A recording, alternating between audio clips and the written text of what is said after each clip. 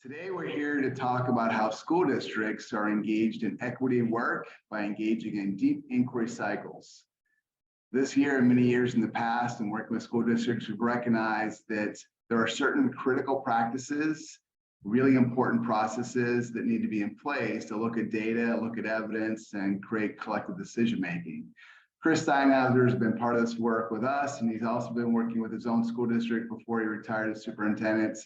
And I'm so eager to learn what Chris has learned, especially this year working with districts, but the lessons he learned throughout his tenure as superintendent. Chris? Thanks, Jay. Research tells us that high-performing school systems have many things in common. One, they have an alignment of their resources to their why. What do they hope to achieve to close those equity and achievement gaps that are persistent in their school systems?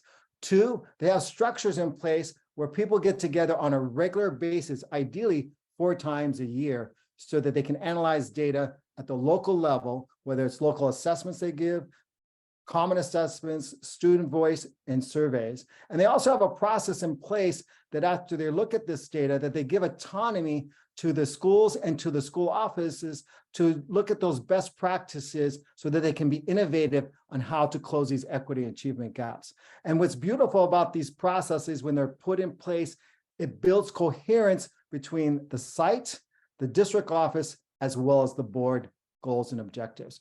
And it's really, really important that people are open, they're vulnerable, they're honest about what's working, what's not working, and most importantly, they take that next step. So once they've identified their problem of practice and they say the data tells them something's not going the way they would like it to go, what are we going to do next between this cycle and the next cycle? We're all making the same commitment so that we can improve those outcomes for kids.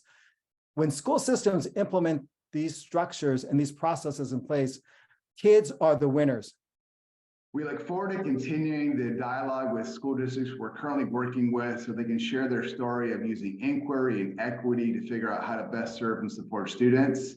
On March 16th, we'll have a convening of these school districts so we can learn together and also have an open opportunity for other school districts to attend so they can also engage in a similar process to achieve equity for all students.